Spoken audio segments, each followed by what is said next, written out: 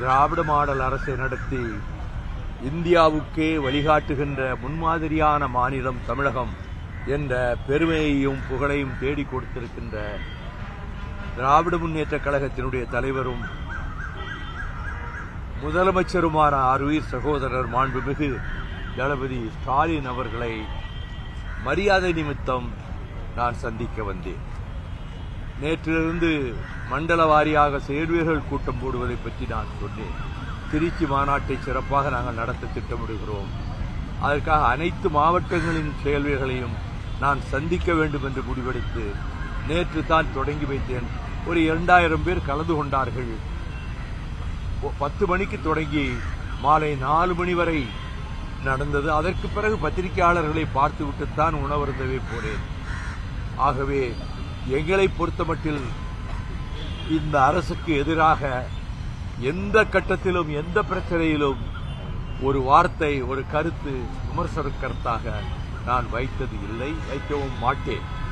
அதே நேரத்தில் திராவிட முன்னேற்றக் கழகத்திற்கு பக்கபலமாக இருப்போம் என்று தங்கள் தந்தையாரிடம் தலைவரிடம் அவர் இறுதி மூச்சு அடங்குவதற்கு சில நாட்களுக்கு முன்னர் நான் உறுதியளித்ததை மேடையிலேயே நேற்று கூட சொல்லியிருக்கிறீங்க அப்படின்னு சொன்னார். சொல்லியிருக்கிறேன்.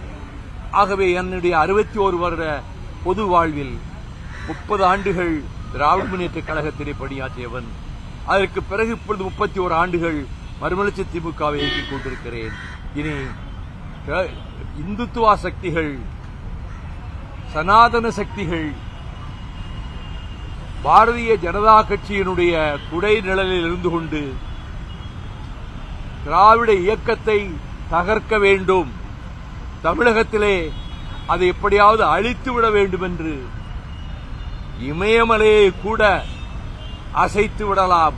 ஆனால் திராவிட இயக்கத்தை தமிழகத்திலே இருந்து யாரும் அசைக்க முடியாது என்ற உணர்வு 18 வயதிலே அண்ணாவுக்கு முன்னர் நான் பேசிய அந்த நாளிலிருந்து திராவிட இயக்க கொள்கைகளும் லட்சியங்களும் தான் என்னுடைய நாடி நரம்புகளிலே ஓடுகிற குருதியோட்டத்தோடு என் இதய துடிப்போடு கலந்த ஒன்றாகும். அதனால்தான் கூட்டணியிலே அடல் பிஹாரி வாஜ்பாய் அவர்களும் அத்வானி அவர்களும் கேபினெட் அமைச்சராக நான் வர வேண்டும் என்று சொன்னபோது ஒரு காலம் முடியாது என்று சொன்னவன், அந்த கூட்டணியிலே அண்ணன் முரசொலி மாறனும் நானும் அந்த நேஷனல் அஜெண்டாவிலே கையெழுத்து போட்டிருக்கிறோம்.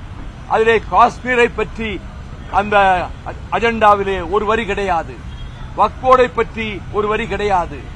மதச்சார்பின்மையை தன்மையை ஏற்றுக்கொண்டு உண்மையான மதச்சார்பின்மை காப்பாற்றப்பட வேண்டும் என்றுதான் அந்த நேஷனல் அஜெண்டாவிலே அவர்கள் போட்டிருந்தார்கள். நான் நாடாளுமன்றத்திலே அதை எடுத்து காட்டி என்ற பெட்டியில் எப்பொழுதும் இருக்கும் நேஷனல் அஜெண்டா. ஆகவே நம்முடைய கொள்கைகளுக்கு விரோதமாக வாஜ்பாய் அரசு இருந்தபோது அவர்கள் செல்லவில்லை. ஆனால் நரேந்திர மோடியோடு அவர்களுடைய கட்சியோடு கூட்டு வைத்த பின்னர் அவர் குஜராத் பயணம் போயிருக்கிறார். எனக்கு செய்தி வருகிறது, கொலைகார ராஜபக்சேவை அவர்கள் பிரதம மந்திரி பதவி பிரமாணம் எடுக்கின்ற அந்த நிகழ்ச்சிக்கு அழைப்பு கொடுத்திருக்கிறார்கள் என்ற செய்தி வந்தது. உடனே நான் மின்னஞ்சலிலே ஒரு 3 பக்கம் கடுமையாக விமர்சித்து நான் தலைமை அமைச்சருக்கு அனுப்பினேன். அவர் குஜராத்தில் இருந்தார். மறுநாள் அவர் டெல்லி வந்துவிட்டு உடனே எனக்கு அழைப்பு விடுத்தார். நான் குஜராத் பவனுக்கு நானும் கணேசமூர்த்தியும் சென்றோம். அவரும் பக்கத்திலே அமித்ஷாவும் உட்கார்ந்திருந்தார்கள். அவர் சொன்னார், நீங்கள் குஜராத்திலே வந்து மத நல்லிணக்கத்தை பற்றி நீங்கள் ஆங்கிலத்திலே பேசியதை நான் தான் குஜராத்தி மொழியிலே மொழிபெயர்த்தேன், உங்களுக்கு ஞாபகம் இருக்கா என்று கேட்டார். அதை எப்படி மறக்க முடியும்? முரளி மனோகர் ஜோஷி வந்து நான் இந்தியில டிரான்ஸ்லேட் பண்ணப்ப அவரை திருப்பி அனுப்பிட்டு நீங்க டிரான்ஸ்லேட் பண்ணீங்க, அதெல்லாம் இருக்கட்டும். இப்ப எங்க நெஞ்சில குத்திட்டீங்களே, முதுகில இல்ல நெஞ்சிலேயே குத்திட்டீங்களே தமிழர்களுக்கு.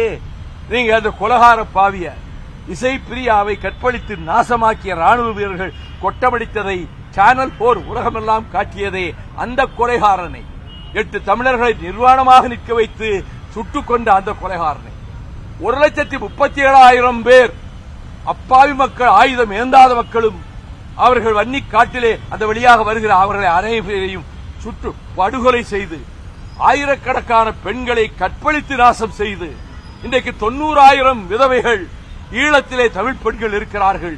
இந்த கொடுமைக்கெல்லாம் காரணமான அவனை நீங்கள் உங்கள் பதவி பிரமாணத்துக்கு அழைத்து தமிழர்கள் உலகெங்கிலும் இந்தியாவிலும் ஈழத்திலும் இப்படி ஒரு நிலை இந்திய அரசு பிரதமர் ஏற்றுக்கொண்டாரே, வழக்கம் போல இருப்பவர்களை போலத்தானே இந்த நரேந்திர மோடியும் இருக்கிறார், துரோகம் செய்கிறார் நமக்கு என்று சொல்லிவிட்டு இதற்கு பிறகும் நீங்க உடனே அருண்ஜேட்லி பக்க நாடுகளினுடைய நேசமும் நட்பும் நமக்கு வேண்டுமல்லவா என்றார்.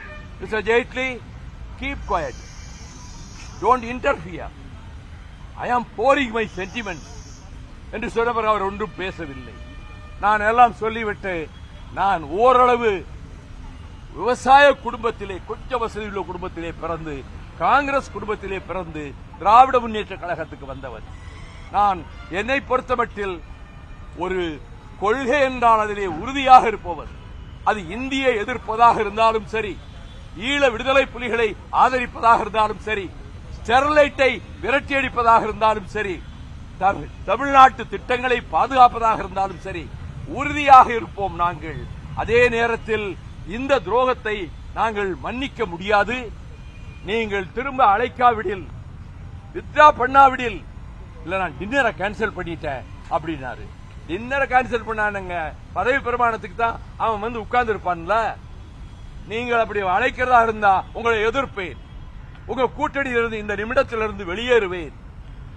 டெல்லியிலே வந்து பாராளுமன்றத்துக்கு எதிரே ஜந்தர் மந்தரில் நாங்கள் கருப்பு கொடி போராட்டத்தை நடத்துவோம் என்று அறிக்கையாகவே கொடுத்தேன். இங்கிருந்து 500 பேர் வந்தார்கள். பிரதமர் பதவி பிரமாணம் எடுக்கிற அன்று இந்தியாவில் எந்த கட்சியும் அதை எதிர்க்கவில்லை. எதிர்த்து ஒரு போராட்டமோ கருப்பு கொடியோ காட்டவில்லை. நாங்கள் 500 பேரும் 1 மணி நேரம் கடுமையாக நான் பேசி ஆங்கிலத்தில் முழக்கங்கள் எழுப்பி பின்னர் கைது செய்யப்பட்டு பார்லிமெண்ட் போலீஸ் ஸ்டேஷன் வளாகத்துக்குள்ளே நாங்கள் அடைக்கப்பட்டோம். அந்த ஐஜி என்னை மிக மரியாதையாக நடத்தினார். அப்பொழுதுதான் சொன்னேன், பகத்சிங் பாராளுமன்றத்திலே வெடிகுண்டு வீசிவிட்டு இங்கேதான் கொண்டு வந்து அடைத்து வைத்திருந்தார்கள், எனக்கு தெரியும், படித்திருக்கிறேன், அந்த அறை பூட்டப்பட்டே இருக்குமாம், அதை திறந்து காட்ட சொல்லுங்கள் என்று. உடனே அவர் சூப்பரண்டை அழைத்து அந்த ரூமை திறந்து அவரை வைகோவை உள்ள அனுப்புங்க. அந்த கதவை திறந்தார்கள். நான் உள்ளே சென்று மண்டியிட்டு அமர்ந்து, இந்த இடத்திலே தானே அன்றைக்கு பகத்சிங் அடைக்கப்பட்டு இருந்திருப்பார். ஆகவே அந்த வீரன் பெயரை சொன்னாலே நாடி நரம்புகளே மின்சாரம் பாயுமே. அந்த வீரனை போல வாழ்க்கையில் லட்சியத்திற்காக கொள்கைக்காக நாம் வாழ வேண்டும். அஞ்சக்கூடாது, பயப்படக்கூடாது. எது நேரினும் எவ்வளவு கடுமையான சோதனைகள் வந்தாலும் நம்மோடு இருக்கிற லட்சோப லட்சம் தொண்டர்கள் எந்த பதவியும் இல்லை என்றாலும் அவரே தனக்கு வந்த கேபினட் மந்திரி வேண்டாம் என்று சொன்னவர் தானே, நமக்கு எதற்கு பதவி என்ற உணர்வோடு தமிழகம் பூராவிலும் இருக்கிறார்கள். அவர்களிடத்திலே நேற்றைக்கு கூட்டத்திலே கூட விரிவாக பேசினேன். அதே நேரத்தில் திராவிட முன்னேற்ற கழகம் தனிப்பெரும்பான்மை பெறும், சிங்கிள் மெஜாரிட்டி, அப்சல்யூட் மெஜாரிட்டி. எந்த கூட்டணி கட்சிகளினுடைய எம்எல்ஏக்கள் ஓட்டு இல்லாமலே திமுக எம்எல்ஏக்களே ஓட்டு போட்டு முதலமைச்சரை தேர்ந்தெடுக்கிற அளவுக்கு வெற்றியை வருகிற தேர்தலில் திமுக கூட்டணி மாபெரும் வெற்றி பெறும். அதில் திமுக தனி மெஜாரிட்டி பெறுகிற அளவுக்கு அவர்கள் வெற்றி பெறுவார்கள்.